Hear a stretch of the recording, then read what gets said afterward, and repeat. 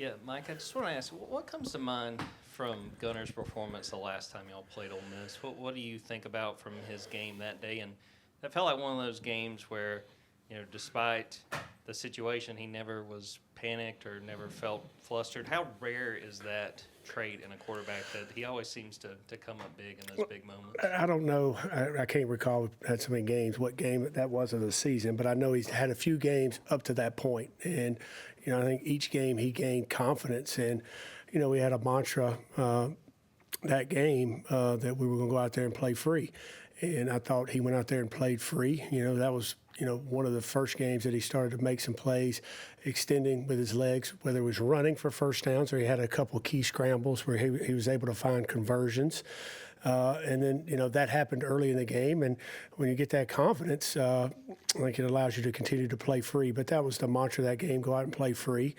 And he's got a bunch of good teammates around him to make plays for him. But, that game, I think as that game went on, gave him confidence and it's carried over throughout the rest of the year. And another thing about he doesn't, whether he has a good play or bad play, Gunnar's kind of the same. He doesn't get rattled or doesn't get too high. He does get emotional sometimes, but he's able to come back down to earth, and I think that's a good trait in a quarterback. Mike, Art? last time we talked to you, there were people chirping about the Georgia offensive coordinator. This is in the preseason. Now you're a finalist again for the Broyles Award. Back in the playoff, the offense getting praised. Is that satisfying to you? No, I mean, it's satisfying to coach a group of kids that we have this year that have come in and gotten better every week, have worked extremely hard. We carry a lot of offense, and we put a lot on them each week, and they come out the right week and prepare. And then, work with a great group of guys on the offensive staff. It's not just me, I'm the one calling the plays, but, I don't go lock myself in a room and come up with the plays that we're going to run. It's a collaborative effort from our staff, and they've done an outstanding job. There's guys that have been coordinators in that room, and James Coley and Brandon Streeter. There's guys that have been in the NFL, and Coach John Lilly and Phil Roger. There's guys I've worked with before, and Coach Searles and Coach Hartley, and there's, guys that have sat in the chair being a coordinator, and nobody has an ego in there. Everybody's got a lot of suggestions, but at the end of the day, we decide what we're going to run, and they do a great job coaching it. The players do a great job executing it. So, that part's, satisfying that I work with a great group of guys and have unbelievable kids to coach. And, we had an outstanding season to this point, but, we got to finish, and that's our mindset right now.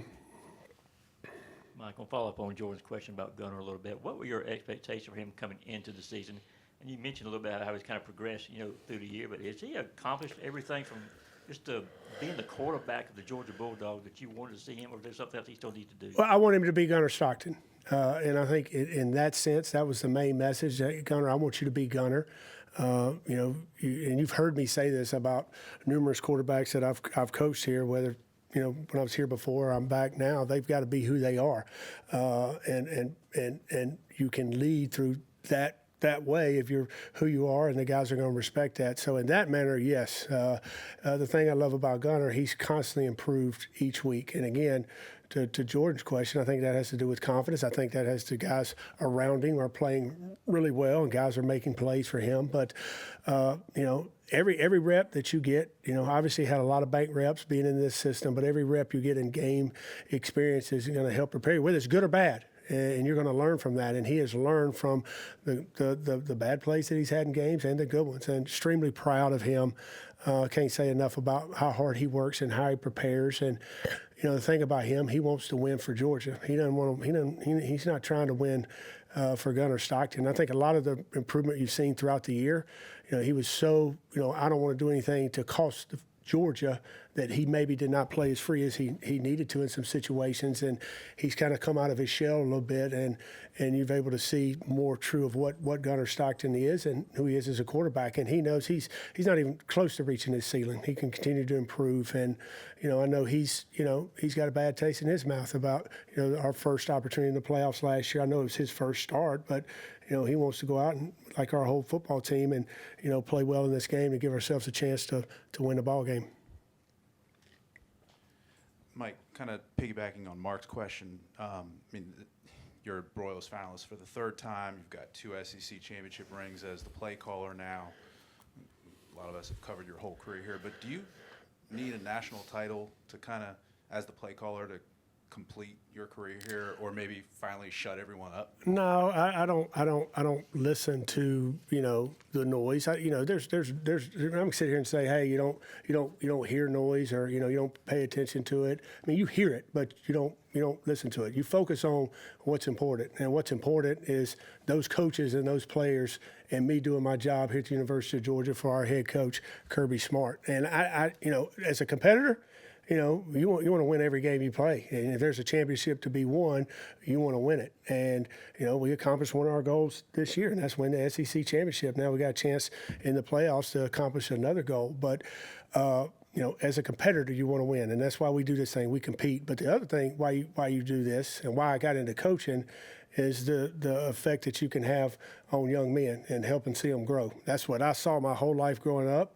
being a coach's son. Whether my dad coached a team and they won the state championship or he didn't, that didn't change who he was and how he coached and how he loved on those kids. So that's why I do what I do. Not for somebody to say, hey, you did a great job, you're a great coach. I want to get that letter from that young man that I coached 2 to 3 years from now saying thank you. That's why I coach. Coach, obviously you recruited Gunnar for a long time. He's now completed his first year as a starter here. Just looking back on his recruitment and then his time here, what are some of the things that was attractive to him as a recruit, and that's come to fruition during his time here? Yeah, well, one, his skill set, his ability his toughness when you watched him play, even in high school, his ability to will his team to win or make plays. He was a playmaker. He was a guy that, didn't need the perfect pocket. He didn't, need, A.J. Green or certain guys out there. He was going to make plays with whoever he had. And you saw his team in high school rally around him. And he took his team to another level at the quarterback position. So as you're evaluating a quarterback, you see a guy that makes plays. He's got a strong arm, but he makes plays with his legs. And the way the game's evolved, I was looking for guys when I came back and I was recruiting him at South Carolina. I was looking for guys that could extend plays. And, watching his tape, that's what intrigued me. Now, everybody's, I've known Gunnar for a long time, but I haven't known him as well as my family, my dad, when they lived in Raven. I didn't have that attachment until I started recruiting him. But you hear stories about this kid as he grows up, his toughness and how tough he is. And then you see that on the tape. And then when you get to know him, he's an extremely tough individual, mentally and physically, and that's what you want in that position, a guy that's tough. And you also want a guy that's humble, that goes to work every day, doesn't need to be told, that he's the greatest. He doesn't flinch if you get on him. He doesn't, if you say something positive or praise him, he doesn't get too high. He just goes to work. And that's the thing I've been proud, and I'm fortunate. It's a joy for me to coach him and all those quarterbacks in our room. We got a bunch of good guys that come to work every day, but Gunnar is the guy that sets the standard in that room, along with Coach Streeter, and those guys have done a great job of making it about this Georgia football team and not about themselves. Mike, what would it mean if you could get Colby Young back and maybe Ethan Barbour? What do they give to your play calling ability? Well, you got two big bodies. I know Ethan's only a freshman, but he was playing for us early in the season and had the terrible injury and the setback. But he's worked extremely hard, to get back and have a chance to possibly play.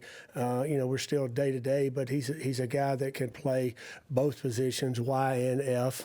He's a guy that can be an inline guy and be able to flex out. So his versatility, number one.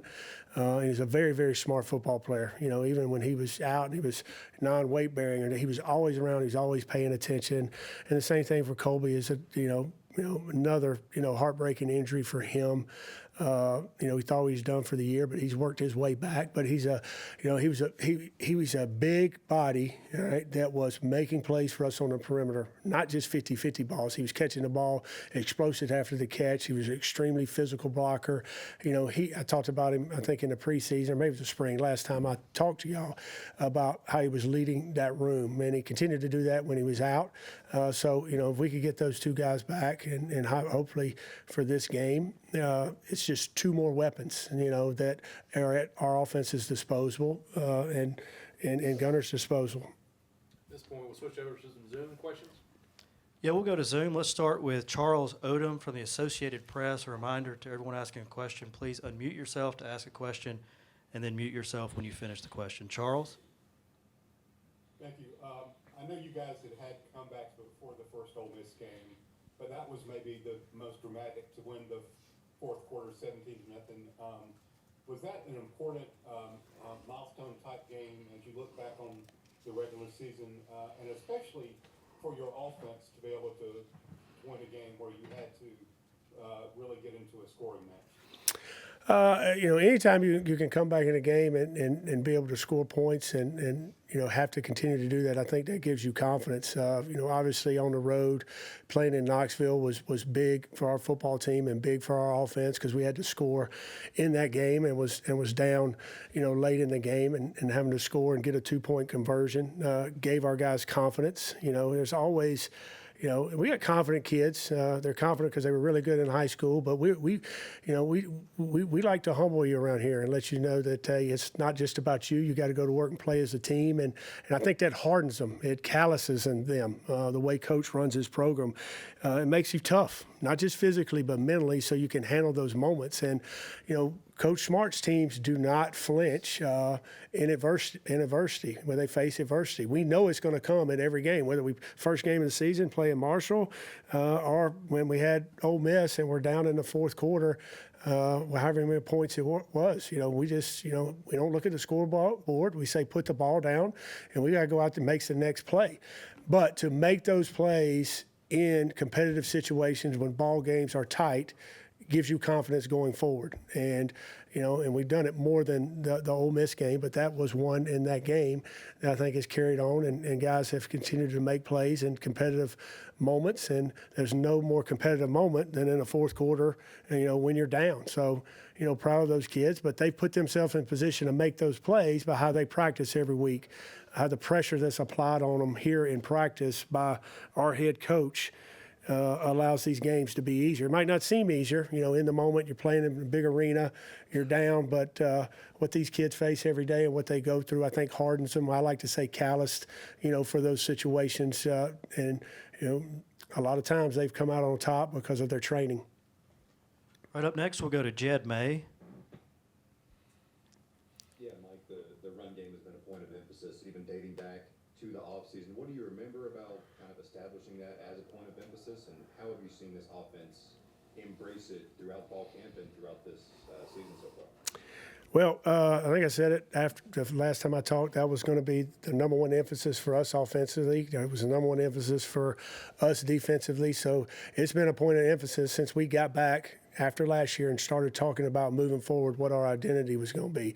And it was not about words. It was about going to work and making sure we had the right plan offensively to put our guys in position to be able to run the ball. So, when you say, what does that mean? Well, we went back to square one. We went back and talked through every run, our alignment, our steps, our aiming points. We took nothing for granted. And we had every coach back. We had two additions in Coach Lilly and Coach Field, but we took nothing for granted as a staff and said, hey, we're going to run the ball better. And, how you going to run the ball better? You lost 3-4 guys to the NFL. We're going to run the ball better because we're going to make it a priority for this football team. And, that was not just talked about when we got back. It was talked about every single day up until before the first football game, and it's talked about since. And we talk about it, and then we go out there and we live it in how we practice. And they embrace that. If you weren't going to be hard, you weren't going to have a chance to get on the field on offense, and not just our offensive line, our tight ends, man. Early in the year, they weren't getting a lot of catches, but they were playing extremely unselfish and blocking their tails off, not just in the core but on the perimeter. Our receivers, we were struggling to get the passing game going early, but our receivers were blocking their tails off. And then we'd have our Friday night meetings before the game, and going around, and I'm talking to them. asking kids, what do we need to do to win? And receivers are talking about, I need to block on the perimeter. I need to strain, and those guys bought in. And I can't say enough about those players and their coaches getting their kids to buy in to our vision of what we want to do on offense, and totally unselfish. And I think that goes, to who we talked about earlier, our leader, Gunnar Stockton. He's unselfish, and then as the offense continued to pick up and we gained more confidence and we became, be able to do more than just run the ball and stretch the ball downfield but install more volume in offense, I think it's gave us more confidence and we've become a little bit harder to stop. And then also the +1 in the running game. It's 4 yards here, it's 5 yards here, it's 3 yards here. Gunnar, instead of, throwing the ball away, it's 2nd and 7 or it's 2nd and 6. It goes from 2nd and 7 to 3rd and 1. Big play in the Ole Miss game is 2nd and 7, and he scrambles out to our bench and he gets it to 3rd and 1. It might have been right before Josh broke the tackle and we got or maybe it was third down and we got to 4th and 1 and we went for it. And Josh McCray got the first down with an unbelievable run. But if it wouldn't have got 4th and 1, Coach Smart wouldn't have let us, go for it right there. But that was just that +1 run has really helped our running game, especially in the red zone. All right, last question here on Zoom. We'll go to Connor Riley. Connor, you have a question? Yeah, Mike. How have you seen Ryan Puglisi develop and stay engaged and stay with this program despite obviously being Well, I couldn't really hear him. Can you repeat it? I'm about half deaf. Yeah, sorry about that, Mike. How have you seen Ryan Puglisi develop and stay engaged within this program while backing up Gunnar? Well, again, you don't have no choice but to stay engaged in this program because whether you're a 1, 2, 3, or 4 on the depth chart, you're getting thrown out there in practice. And practice around here, I like to say, they're games. But that is a hard thing to do for the position of quarterback. Every other position, they got a chance to get in the game. They got a chance to play because one guy's not going to play every snap. They get a chance to play special teams. A quarterback, they're probably not going to play unless that guy, goes down with an injury. But I think he had a great role model. And when he came in last year, Carson did a great job of mentoring him and teaching him, and then seeing the backup last year in Gunnar, how he worked and how he prepared. I think Ryan's in that room, and he's seeing those guys, how they prepare, how they work, go about their business. The starter and the backup, was good for him, good to see. And he's approached every day, whether he had a good day the day before or a bad day, of treating that day like he's the starter. And I say that all the time, and we say that, but that's hard to do. I had to get on Gunnar his first year. He wasn't doing that and kind of took some steps back until I said, hey, man, every time we practice, this practice is like we're about to play Alabama. That's got to be your focus. And I say it in the meeting all the time. And I ask Gunnar, what did I say back to 3 years ago, Gunnar? And he'll repeat what I say. So Ryan's heard that. But Ryan's a self-motivated kid.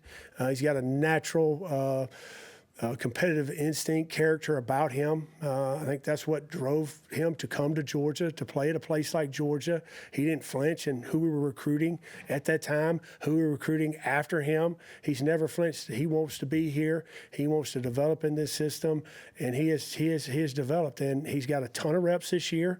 He went from hardly getting any reps as the 3 to he's got, every rep is the 2. And, we see his development and really pleased of where he is, as a football player and a possible leader of this program.